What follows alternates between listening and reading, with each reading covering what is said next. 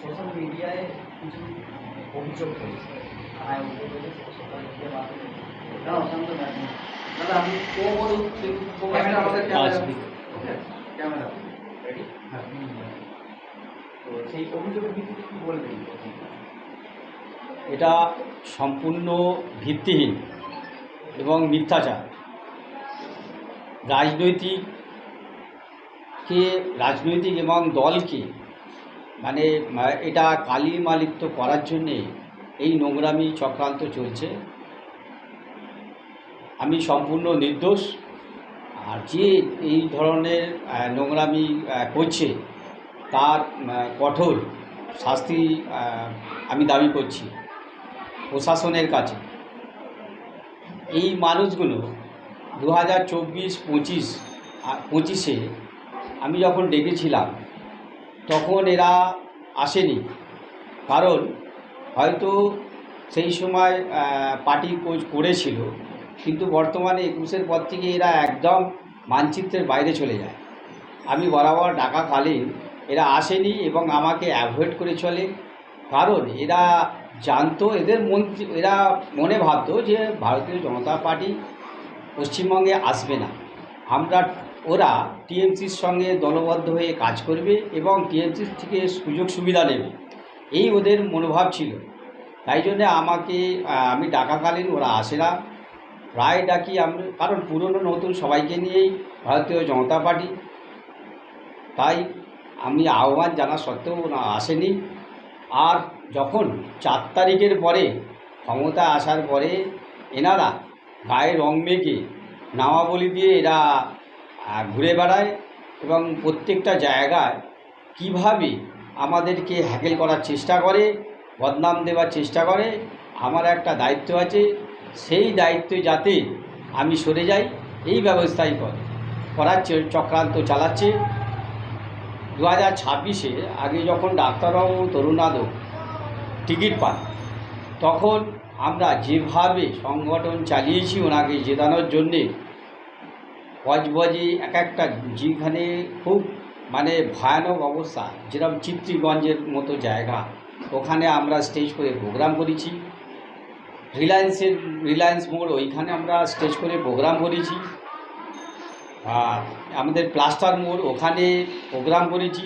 চড়িয়াল মোড়ের মতো জায়গায় আমরা স্টেজ করেছি, সেখানেও অনেক বাধা অতিক্রম আমাদের পার হয়ে আসতে হয়। এবং আমরা যে প্রোগ্রামটা করেছি খুব কঠিন অবস্থার মধ্যে প্রোগ্রাম করেছি। নিউ সেন্ট্রাল জুট মিলের ওইখানে গেটে আমরা প্রোগ্রাম করেছি। তাহলে সেই সময় এদের একদম দেখা যায়নি। আপনারা ছবিতেও দেখতে পারেন যে এদের মানচিত্রের বাইরে এরা, কারণ এটা কোথায় ছিল এদের তো দেখা যায়নি। 2026-এ ভোটে দেখা যায়নি, 25-এও দেখা যায়নি। তাহলে কেন এরকম ধরনের আমার বিরুদ্ধে চক্রান্ত করছে? যে মহিলাটা অভিযোগ করে তাকে কি আপনি চেনেন? হ্যাঁ, চিনি, 8 নম্বর ওয়ার্ডে থাকে। তিনি নিজেকে বিজেপির স্বঘোষিত নেত্রী বলেছেন। না, ওটা ভুল ধারণা। আগে ছিল, আমি এর আগেও বলেছি, বারংবার ডাকা সত্ত্বেও উনি আসেন না এবং এদের সঙ্গে টিএমসির যোগ আছে, আগে ছিল। এবং এরাই তো টিপার, বারবার আমাকে টিপার দেয় এবং অন্যান্য জনকেও টিপার দেয়, কারণ এরা মিলেমিশে কাজ করেছে এতদিন ধরে। প্রতিটা নির্বাচনে দেখা গেছে যে আপনার ওপর যখন এজেন্ট বসতো, তখন আপনার ওপর সকালে যখন আপনি যেতেন আপনার ওপর আক্রমণ হতো তৃণমূলের পক্ষ থেকে। এই ঘটনা হওয়ার পর আপনাদের যে উচ্চ নেতৃত্ব আছে আপনার প্রতি কতটা কি দৃষ্টান্তমূলক এরকম কী ব্যবস্থা?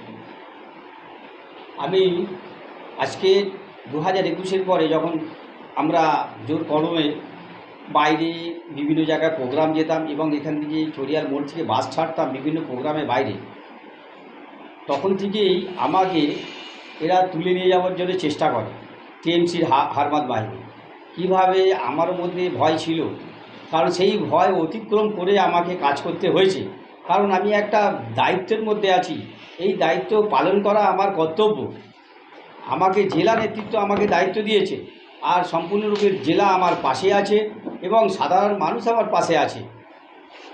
তাই আমি আশা করি নিশ্চয়ই এই যে যারা দুষ্কৃতিমূলক যারা টিএমসি গুন্ডা মস্তানদের সঙ্গে পরামর্শ নিয়ে এই নোংরা কাজটা করছে, আমি চাইছি এদের বিরুদ্ধে একটা কঠিনতম শাস্তি এরা পাক। এবং আমি দেখেছি যে কাউকে কোনো মহিলাকে ডেকে এনে সেই গানে কোন জায়গায় ভিডিও করছে তারও আমি জানি, এবং তার পিছনে কে মদত দিচ্ছে সেটাও আমি জানি। উচ্চ নেতৃত্ব কি জানিয়েছেন আপনাকে? আমি জানিয়েছি, ওনারা বলেছেন তুমি কাজ করে যাও এবং আমরা তোমার পাশে আছি। নিশ্চয়ই আমার পাশে থাকবে এবং প্রশাসনিক ওরা ব্যবস্থা নেবেন বলেছেন। আপনার নাম? সুখেন্দু চ্যাটার্জি, বজবজ 1 নম্বর মণ্ডল টাউন সভাপতি।